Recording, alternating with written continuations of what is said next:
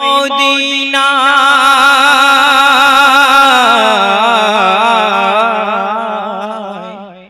যেথায় আমার দয়ার নবী প্রিয় নবী রওজা ইয়া রাসূলুল্লাহ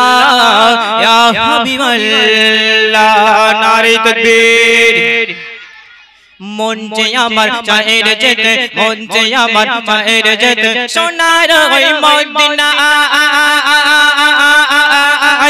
তাই আমার দয়ার নবী প্রিয় নবী রওজা ইয়া রাসূলুল্লাহ ইয়া হাবিবাল্লাহ ইয়া রাসূলুল্লাহ ইয়া হাবিবাল্লাহ মন যে আমার চাহের যেতে সোনার ওই মদিনা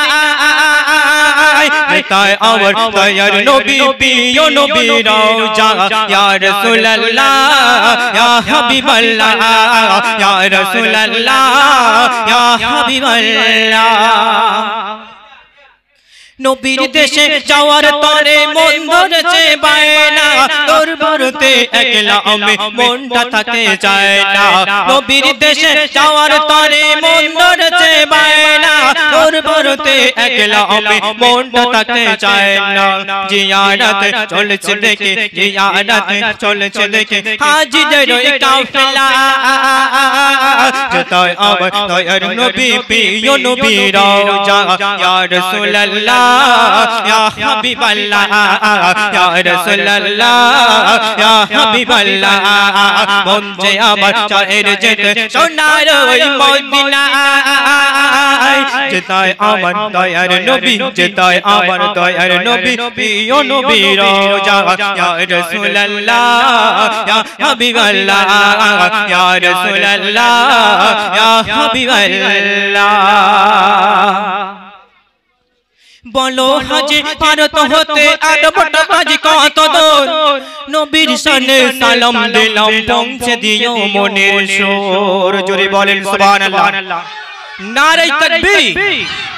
নারে তাকবীর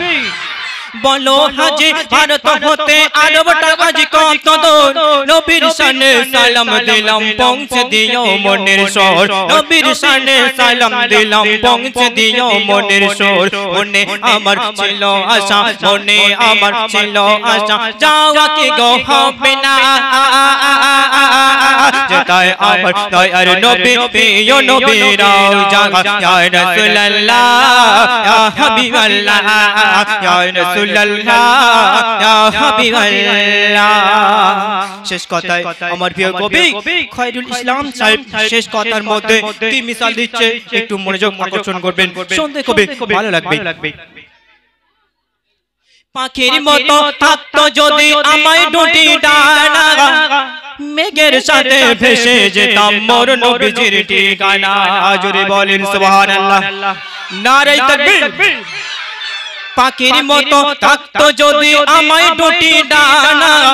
মেঘের সাথে ভেসে যেতাম মোর নবীজির ঠিকানা মেঘের সাথে ভেসে যেতাম মোর নবীজির ঠিকানা আদম খয়রুল এই ফরিয়াদ আদম খয়রুল এই ফরিয়াদ ডেকে নিও রব্বানা যেতায় আমার দয়ার নবী প্রিয় নবী রওজা ইয়া রাসূলুল্লাহ ইয়া হাবিবাল্লাহ ইয়া রাসূলুল্লাহ ইয়া হাবিবাল্লাহ মন যে আমার চাহের যেতে মন যে আমার চাহের যেতে সোনার ওই মদিনা যেতায় আমার দয়ার নবী প্রিয় নবী রওজা ইয়া রাসূলুল্লাহ ইয়া হাবিবাল্লাহ ইয়া রাসূলুল্লাহ ইয়া হাবিবাল্লাহ ইয়া রাসূলুল্লাহ ইয়া হাবিবাল্লাহ নারে তাকবীর